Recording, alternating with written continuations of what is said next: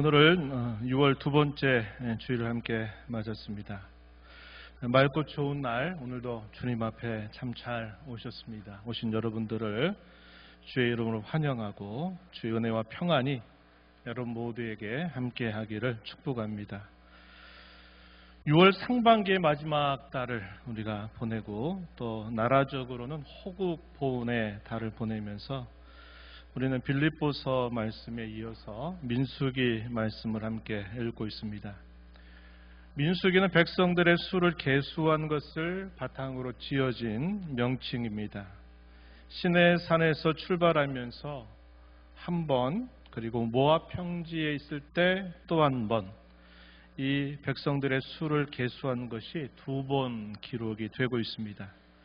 시간적으로는 시내 산에서 모압 평지에 이르러 가는 과정을 우리에게 알려주는 성경입니다. 약속의 땅을 향한 부푼 꿈을 안고 출발했던 여정은 사실상 긴 여정은 아니었습니다. 하지만 결과적으로는 꽤 오랜 긴 여정이 되고 말았습니다. 그들이 지나간 모든 여정은 한마디로 광야의 여정이었다, 이렇게 말할 수 있을 것입니다. 그래서 오늘 여러분과 나눈 말씀의 제목을 광야에서라고 제목을 삼았습니다. 이 제목은 오늘을 살아가는 저와 여러분에게 여러 가지 많은 교훈들을 전달해 줄 것입니다. 성령 하나님께서 우리 모두에게 그리고 각자에게 하시는 음성을 잘 듣고 또 은혜로운 시간이 되기를 바랍니다. 하나님의 백성들이 애굽에 머문 430년의 삶은 아브라함에게 약속하셨던 하나님의 약속이 실현되는 시간이었습니다.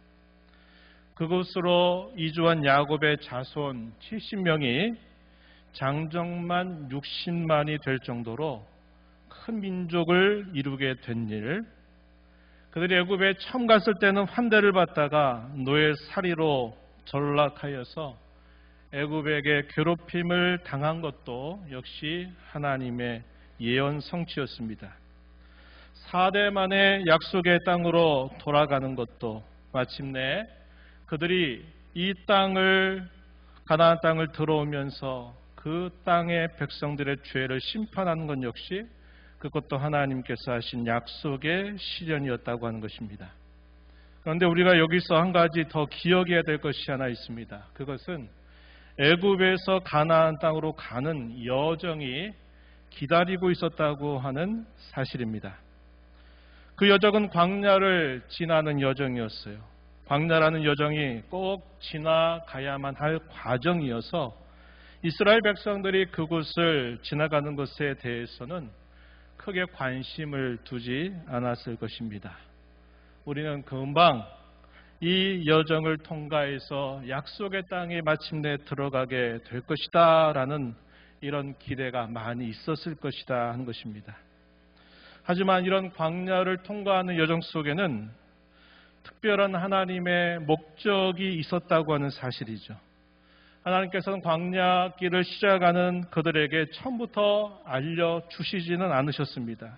그러나 그 여정 전체를 들여다보면 하나님께서 그 광야 여정 속에 의도하셨던 것이 무엇인가를 우리는 알게 되는 것입니다. 그 내용들을 세 가지 정도로 정리해 볼 수 있겠습니다. 첫 번째는 애굽 생활을 청산하게 하시려고 하는 목적입니다.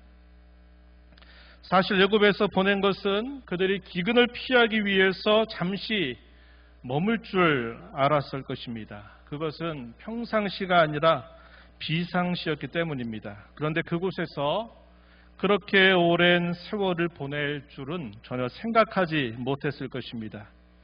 애굽의 지배 아래서 하나님을 제대로 섬긴다고 하는 것은 대단히 어려운 일이었을 뿐만 아니라 그곳의 종교와 문화의 영향을 받지 않을 수 없었습니다.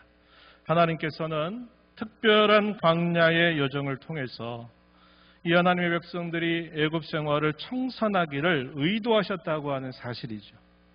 두 번째는 광야의 특성을 통해서 하나님을 전적으로 의지하는 법을 배우게 하시려는 목적입니다. 하나님은 그들이 임의로 행하는 것을 결코 허락하지 않으셨습니다. 하나님께서는 낮에는 구름 기둥으로 밤에는 불 기둥으로 그들이 머물고 이동하는 것을 주관하셨습니다. 민수기 9장 17절 18절 말씀을 보시면 이렇게 기록합니다. 구름이 성막에서 떠오르는 때는 이스라엘 자손이 곧 행진하였고 구름이 머무는 곳에 이스라엘 자손이 진을 쳤으니 18절 이스라엘 자손이 여호와의 명령을 따라 행진하였고 여호와의 명령을 따라 진을 쳤으며 이렇게 기록합니다. 낮에 구름 기둥으로 밤에 불 기둥으로 그들의 머뭅과 그들의 이동을 주관하셨던 것은 그들이 하나님의 명령을 따라서 머물고 하나님의 명령을 따라서 이동하는 것이었다라고 설명해 주고 있는 것입니다. 그뿐만이 아니었습니다. 그들이 먹고 마시는 것과 입는 것은 인간의 가장 기본적인 욕구이면서 필요한 일이죠. 하나님께서는 그것조차도 주관하셨다고 하는 것입니다. 광야의 특성상 그럴 수밖에 없는 일이죠. 단순히 며칠 정도 머무라면 모르겠지만 그곳에서 40년을 보내는데 약 300만 정도로 추정되는 그 많은 사람들이 과연 어디에서 먹을 것을 구하고 마실 것을 구하고 입을 것을 구할 수 있단 말입니까? 하나님은 그들의 필요를 공급하시고 그들의 필요를 채워주셨습니다. 약 40년이 지나서 모세는 이것을 이스라엘 자손들에게 일깨워 주었습니다. 신명기 8장 3절과 4절 또 29장 5절과 6절 말씀을 한번 보시죠. 신명기 8장 3절 앞부분에 보시면 이렇게 말합니다. 너도 알지 못하며 내 조상들도 알지 못하던 만나를 내게 먹이셨다. 이런 표현이 나오죠. 4절에서 보면 이 40년 동안에 내 의복이 헤어지지 아니하였고 내 발이 부르트지 아니하였다. 이렇게 말합니다. 신명기 29장 5절과 6절에 가서는 또 비슷한 표현들을 소개해 줍니다. 주께서 40년 동안 너희를 광야에서 인도하셨거니와 너희 몸에 옷이 낡아지지 아니하였고 너희 발의 신이 헤어지지 아니하였으며 너희에게 떡도 먹지 못하며 포도주나 독주를 마시지 못하게 하셨음은 이렇게 표현합니다.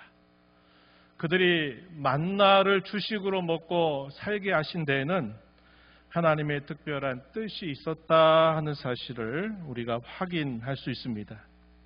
그뿐만이 아니라 하나님께서는 그들의 건강, 그들의 안위도 스스로 지킬 수 없게 하시고 그것조차도 하나님이 돌봐주셨다고 하는 것입니다. 결국 그들의 광야 생활은 전적으로 하나님의 손길에 맡겨진 삶이었다는 것을 보여주고 있는 것이죠. 그들은 광야의 많은 시련 속에서 하나님께서 자신들에게 행하시는 기적을 날마다 보면서 살았습니다. 신명기 29장 3절에서는 이렇게 기록해 줍니다. 곧 그 큰 시험, 다른 말로 시련, 역경 이렇게 이해하시면 됩니다. 그 큰 시험과 이적과 큰 기사를 내 눈으로 보았느니라 이렇게 말합니다. 신명기의 말씀의 시점은 언제냐면 그들이 광야 생활 40여 년을 지나고 나서 모압 평지에 있을 때 모세를 통해서 하나님께서 그 백성들에게 들려주신 설교들을 모아둔 것이 이 신명기의 말씀이다 하는 겁니다. 마지막으로 하나님께서는 자기 백성들이 무엇으로 사는지를 광야 경험을 통해서 알기 원하셨다고 하는 것입니다. 그것은 그들을 겸손하게 해서 하나님의 말씀을 먹고 살게 하여 마침내 복을 누리게 하시려는 것이었다는 것입니다. 신명기 8장 2절과 3절 말씀 한번 다시 보시면 이렇게 알려줍니다. 내 하나님 여호와께서 이 40년 동안에 내게 광야길을 걷게 하신 것을 기억하라. 이는 너를 낮추시며 너를 시험하사 내 마음이 어떠한지 그 명령을 지키는지 지키지 않는지 알려 하심이라. 너를 낮추시며 너를 줄이게 하시며 또 너로 알지 못하며 내 조상들도 알지 못하던 만나를 내게 먹이신 것은 사람이 떡으로만 사는 것이 아니요 여호와의 입에서 나오는 모든 말씀으로 사는 줄을 내가 알게 하려 하심이니라. 이렇게 말합니다. 16절 말씀에서 또 덧붙여주는 표현이 나오는데요. 내 조상들도 알지 못하던 만나를 광야에서 내게 먹이셨나니 이는 다 너를 낮추시며 너를 시험하사 마침내 내게 복을 주려 하심이었느니라. 이렇게 말합니다. 지금까지 우리가 살펴본 것처럼 과거의 삶을 청산하고 모든 일에 있어서 하나님을 전적으로 의지하며 살고 하나님의 입으로 나오는 말씀을 먹고 살면서 주시는 복을 누리게 하시려고 하는 것이 이 광야 여정을 통해서 하나님이 의도하셨던 목적이었는데 과연 그들의 광야 생활은 실제로 어떠했을까요? 하나님은 자기 백성들이 애굽에서 나오게 하신 지 3개월 만에 시내산에 이르게 하셨습니다. 시내산에서 약 1년 가까운 시간들을 머물게 하셔요. 광야를 지나서 약속의 땅에 들어가도록 준비하게 하신 것입니다. 하나님 몇 가지 중요한 준비를 하게 하셨는데 그 내용들을 주목해 보시죠. 가장 먼저 하나님은 시내산에서 국가적인 언약을 이스라엘과 체결하셨습니다. 우리가 잘 아는 시내산 언약이죠. 하나님은 그들의 하나님이 되고 그들은 하나님의 백성이 되고 제사장 나라가 되어서 모든 열방을 돌아오게 하시겠다는 것을 그들에게 알려주셨습니다.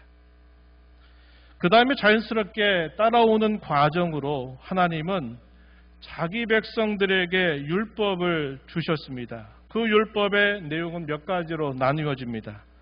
가장 먼저 그들에게 십계명을 주심으로 그들이 어떻게 살아야 할지를 알려주시고 성막과 제사법을 그들에게 주셔서 그들이 어떻게 하나님과 함께하고 교제하는지를 알려주시며 기타 여러 규례들을 통하여서 그들 상호 간에 무엇을 지켜 살아야 될지를 가르쳐 주셨습니다.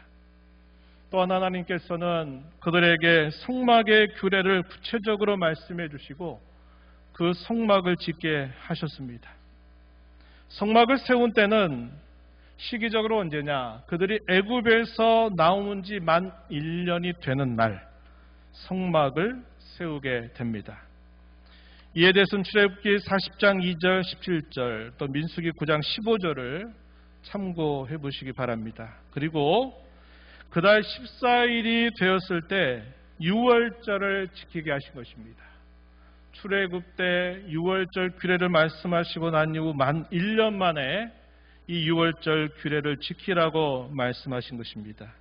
민수기 9장 1절로부터 3절 말씀을 한번 보시면 이렇게 기록합니다.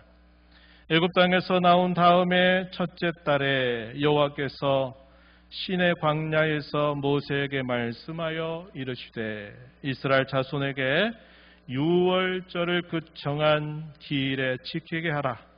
그 정한 기일 곧 이달 14째 날 해질 때 너희는 그것을 지키되 그 모든 율례와 그 모든 규례대로 지킬지니라. 이렇게 명령을 내리셨습니다. 그런데 사람의 시체를 불가피하게 접촉하게 되므로 부정하게 된 사람들이 이 출애굽 이후의 첫 번째 유월절을 지키지 못하게 되면서 우리도 이 유월절을 지키게 해달라라고 하는 요구를 하게 됩니다.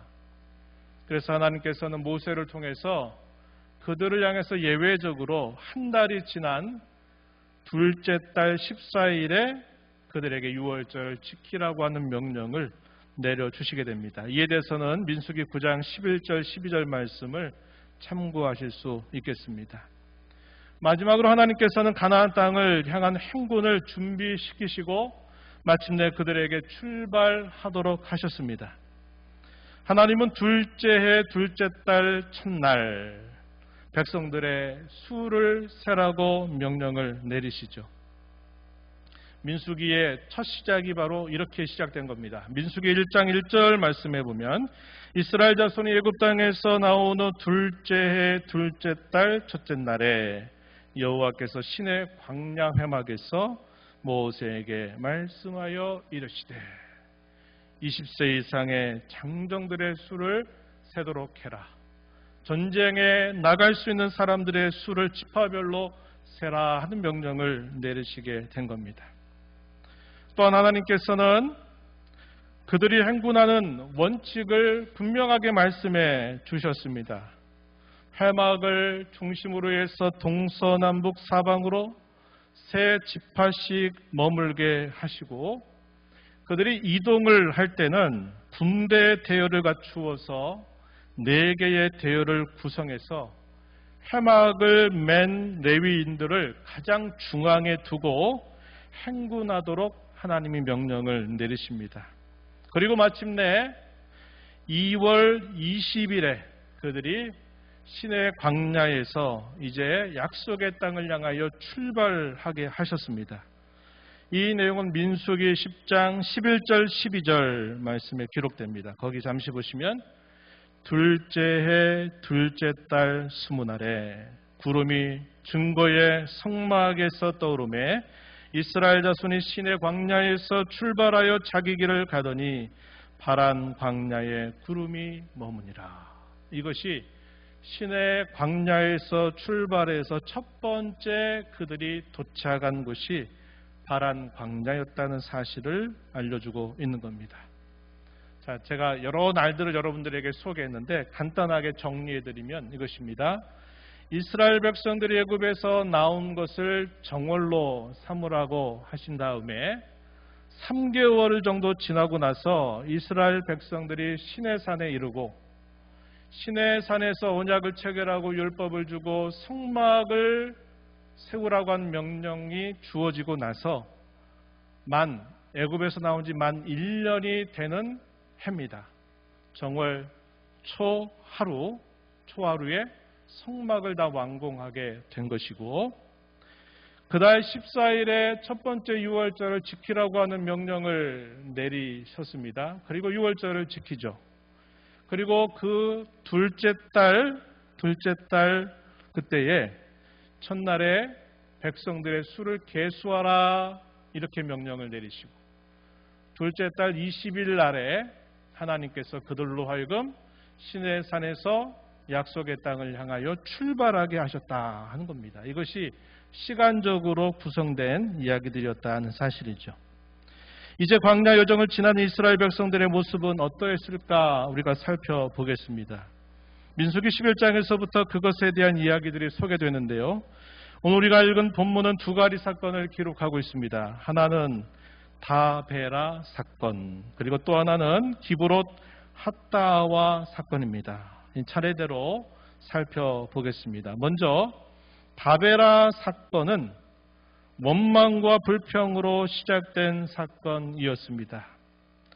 우리가 읽은 본문 1절로부터 3절 말씀을 다시 한번 보십시오. 여호와께서 들으시기에 백성이 악한 말로 원망하매 여호와께서 들으시고 진노하사 여호와의 불을 그들 중에 붙여서 진영 끝을 사르게 하시매 백성이 모세에게 부르짖음으로 모세가 여호와께 기도하니 불이 꺼졌더라. 그곳 이름을 다베라라 불렀으니 이는 여호와의 불이 그들 중에 붙은 까닭이었더라. 이 다베라라고 하는 말의 뜻은 불사름이라고 하는 뜻을 가지고 있습니다. 전 광야길을 가면서 자신들이 하는 원망과 불평이 하나님을 직접적으로 향한 것은 아니었을 것 같아요. 그들이 광야길을 가다 보니까 힘들고 어려워서 원망하고 불평을 했던 것을 하나님께서 들으시리라고는 생각하지 않았을 것 같아요. 그런데 이 원망과 불평이라고 하는 것은 사람의 본성상 대단히 전염성이 강한 것입니다. 우리의 오랜 경험을 바탕으로 생각을 해보게 되면 그들의 원망과 불평이 여러 사람들에게 퍼져나가고 그 원망과 불평이 처음엔 작게 시작하다가도 시간이 지나가면 그것이 대단히 커졌을 것이다 하는 것은 우리의 경험을 통해서 충분히 추측할 수 있는 것들이 될 겁니다. 마침내 하나님께서는 그들의 원망과 불평에 진노하셔서 심판의 불을 그들에게 내리셨습니다. 원망했던 자들의 불평이 부르짖음으로 바뀌게 된 것입니다. 모세를 향해서 기도해달라고 부탁해서 모세가 기도해 준 일이 아니었더라면 그들을 향한 심판은 더욱더 무서웠을 것입니다. 그래서 그곳 이름을 다베라라고 하는 이름을 짓고 부르게 된 것입니다. 다음으로 기브롯 핫다와 사건인데요. 이것은 애굽에서 나올 때 그들과 함께 애굽에서 나온 이방 족속들의 탐욕으로 시작된 일이었습니다. 본문 4절로부터 6절 말씀을 다시 한번 보시죠. 그들 중에 섞여 사는 다른 인종들이 탐욕을 품음에 이스라엘 자손도 다시 울며 이르되 누가 우리에게 고기를 주어 먹게 하랴. 우리가 애굽에 있을 때는 값없이 생선과 오이와 참외와 부추와 파와 마늘들을 먹은 것이 생각나거늘 이제는 우리의 기력이 다하여 이 만나 외에는 보이는 것이 아무것도 없도다. 이렇게 불평을 한 것입니다. 탐욕 또한 전염성이 대단히 강합니다. 이방 족속들의 탐욕이 이스라엘 백성들에게 전염이 되면서 이스라엘 백성들은 금세 울면서 우리가 만나 외에는 도대체 고기를 먹지 못한다라고 말하면서 불평한 것입니다. 노예살이에서 우리를 제발 건져내달라라고 간절하게 부르짖었던 그들의 부르짖음은 시간 속에서 다 잊어버린 채 그곳에서 더 이상 고기를 먹지 못한다라고 불평하고 있는 것입니다. 그러자 하나님께서는 한 달 동안 메추라기를 그들에게 실컷 먹게 해주시겠다라고 말씀하시게 됩니다. 민수기 11장 18절과 20절 말씀 한번 보십시오. 이렇게 말합니다. 너희의 몸을 거룩히 하여 내일 고기 먹기를 기다리라. 너희가 울며 이르기를 누가 우리에게 고기를 주어 먹게 하랴. 애굽에 있을 때가 우리에게 좋았다는 말이 여호와께 들렸으므로 여호와께서 너희에게 고기를 주어 먹게 하실 것이라. 냄새도 싫어하기까지 한 달 동안 먹게 하시리니 이는 너희가 너희 중에 계시는 여호와를 멸시하고 그 앞에서 울며 이르기를 우리가 어찌하여 애굽에서 나왔던가 함이라 하라. 먹는 걸로 불평하기 시작했던 그들은 어디까지 간 겁니까? 하나님이 왜 우리를 애굽에서 일로 끄집어내서 우리로 하여금 이런 것도 못 먹게 하시느냐라고까지 그 불평이 커졌다는 것을 우리가 보게 됩니다. 어리석음인데 이게 어쩔 수 없어요.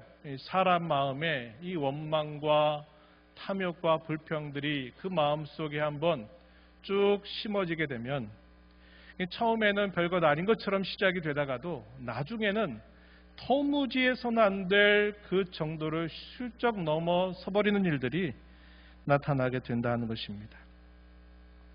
이렇게 하나님 말씀하시고선 어떻게 하셨느냐. 민수기 11장 31절 32절 말씀해 보니까 바람이 여호와에게서 나와 바다에서부터 메추라기를 몰아 진영 곁 이쪽 저쪽 곧 진영 사방으로 각기 하루길 되는 지면 위 2규빗쯤에 내리게 한지라. 2규빗 약 90cm 정도 되는 정도로 내리게 하셨다는 겁니다.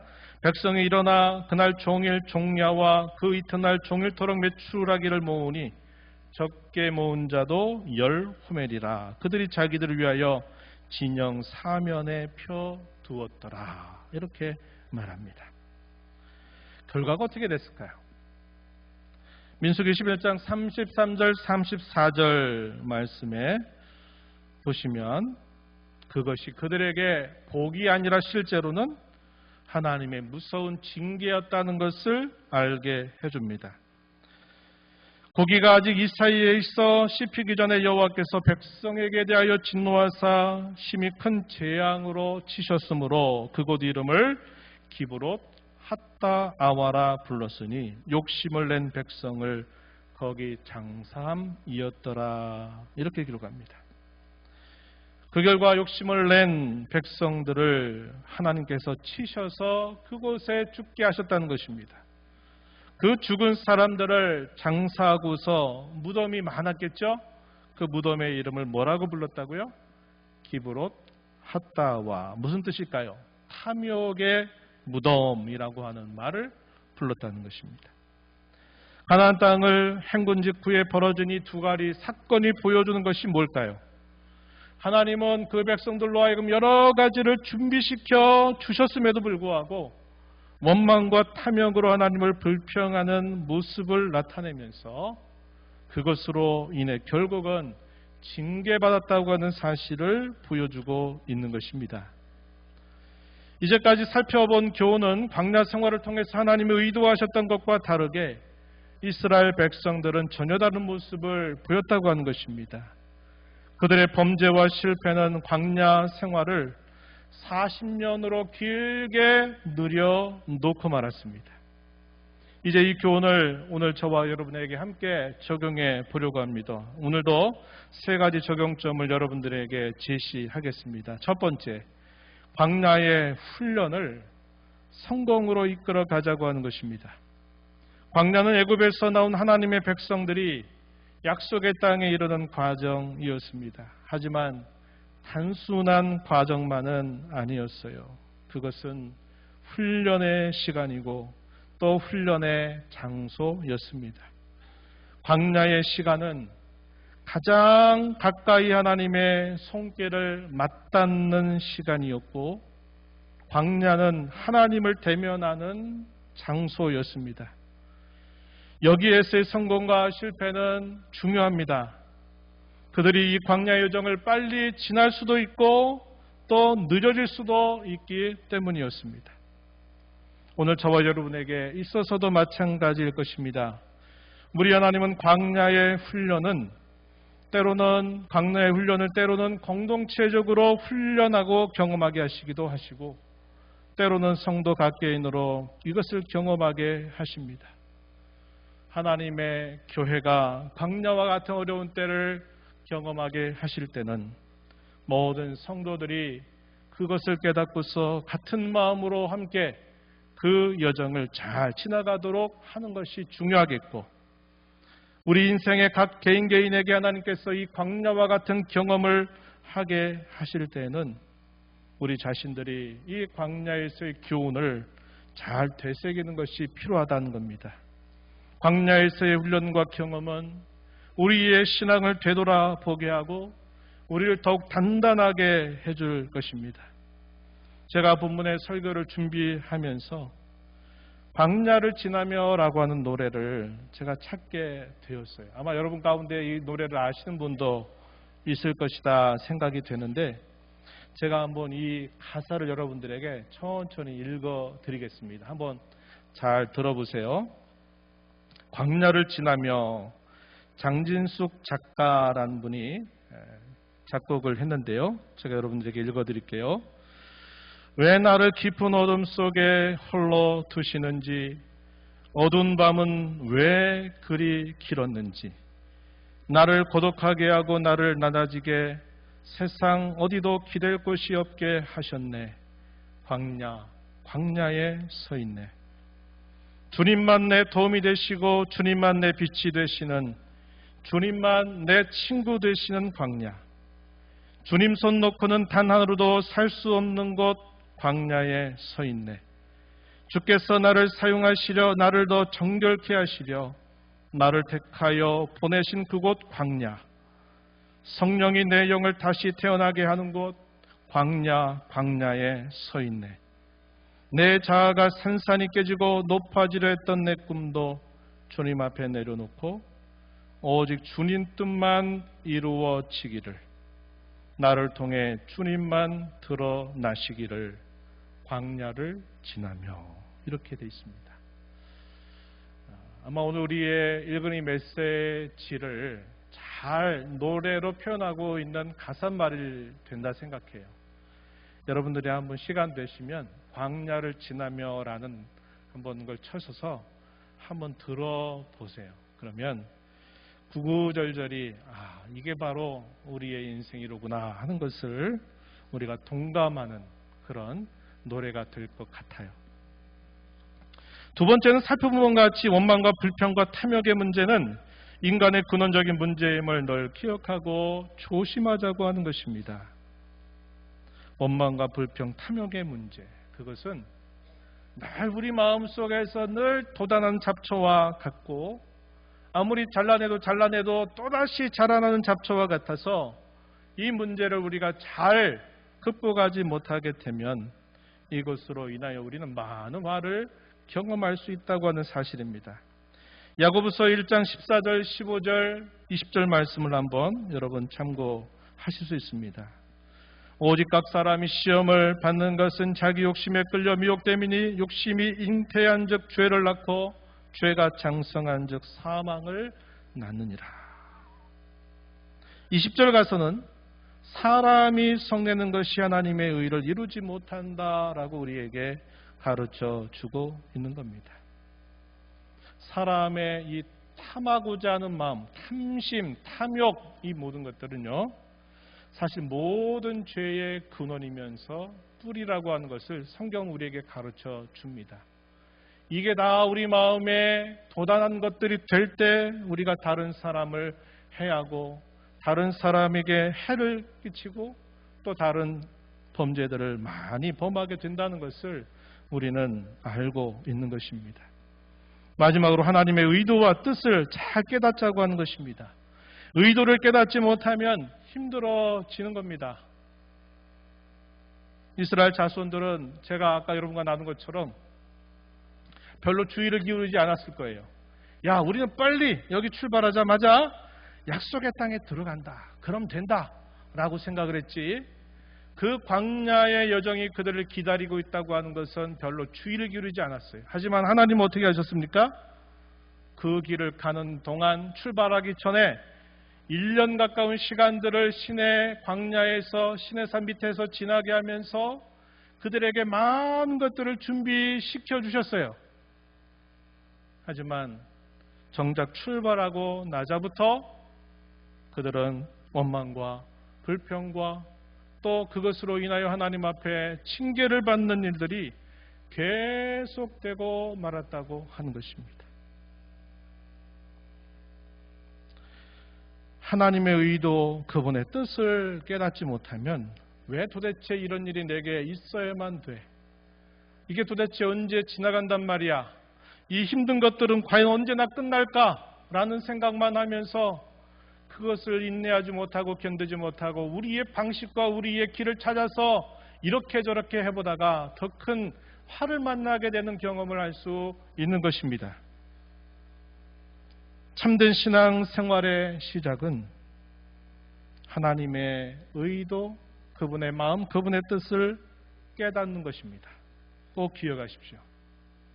내가 하고자 하는 대로 살아갈 때 하나님이 도와달라고 요구하는 것은 아직 참 신앙생활이 아니에요.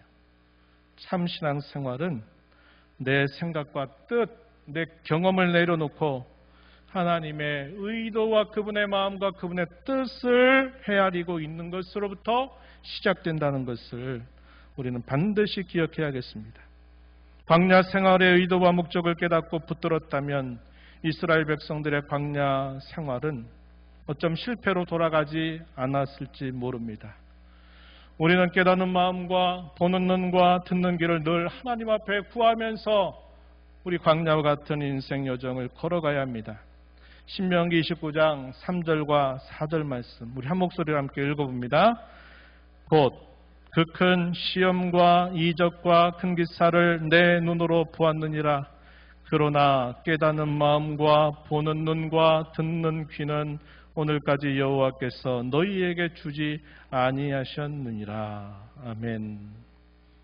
광야 40년을 되돌아보면서 모세가 백성들에게 깨우친 말씀이 바로 이겁니다. 광야 생활 가운데 날마다 하나님이 행하시는 기적을 봤어요. 그들이 겪는 어려움뿐만 아니라 그 어려움을 이기게 하신 하나님의 기적을 날마다 눈으로 보았음에도 불구하고 그들은 깨닫는 마음이 둔했고 또 그들은 보는 눈이 없었고 듣는 귀가 없어서 그 광야 생활을 결국 실패하고 말았다는 것을 우리는 알게 되는 것입니다. 우리는 하나님의 의도와 뜻, 매일매일을 살아가면서 특별히 우리가 광야와 같은 어려운 때를 지나고 있다는 생각을 하시는 성도들은 그분의 뜻과 마음을 헤아리는 일에 마음을 집중하는 것이 중요하다는 것입니다. 성도로 살아가는 삶 전체는 궁극적으로는 주님의 영원한 나라가 이루어질 때까지 개인적으로는 육신의 장막을 벗기까지 광야에서 사는 삶이라고 할 수 있습니다. 다시 말하면 우리의 삶은 광야를 지나고 있는 삶입니다. 하지만 우리는 특별한 시점에서 내가 혹은 우리가 광야에 서 있다라는 생각을 더 느끼곤 하는 것입니다. 아픔과 상처를 경험하게 될 때, 질병과 공고함에 눌려 있을 때, 고독과 외로움을 느끼게 될 때, 신앙적인 무력감과 침체 등을 경험하게 될 때 우리는 나는 지금 광야를 통과하고 있다라는 생각을 더 절절히 느낄 수 있는 상황이 될 것입니다. 오늘 말씀을 저와 여러분의 마음에 깊이 새기면서 다짐과 함께 하나님의 은혜를 구하며 힘써 나가는 저와 여러분 되기를 진심으로 바랍니다. 하나님 아버지, 광야에서 오늘 말씀의 제목을 삼아서 이스라엘 자손들이 시내산으로부터 약속의 땅에 이르러가는 과정을 저희가 함께 생각해 보았습니다. 하나님의 의도와 뜻이 분명히 있었고 하나님은 많은 시간 준비를 하게 하셨음에도 불구하고 이스라엘 백성들은 출발하자마자 원망과 불평과 탐욕 등 많은 죄들로 인하여 하나님의 마음을 아프게 하고 빨리 통과할 수 있었던 이 광야의 여정을 40여 년이라고 하는 긴 시간으로 늘려놓았고 마침내 이 광야를 통과하지 못한 채 다 그들이 죽게 되었던 사실들을 저희가 살펴보았습니다. 오늘 저희가 하나님 앞에 살아가는 인생의 여정도 마치 광야에 사는 삶과 같음을 마음에 새기면서 옛 하나님의 백성들이 모습을 저희가 잘 되새기면서 광야와 같은 이 세상 속에 광야와 같은 처지에 있는 저희 자신들을 잘 살펴보아 하나님의 뜻을 이루고 또 하나님 앞에 영광이 되는 삶이 되도록 인도하여 주옵소서. 예수님 이름으로 기도하옵나이다. 아멘.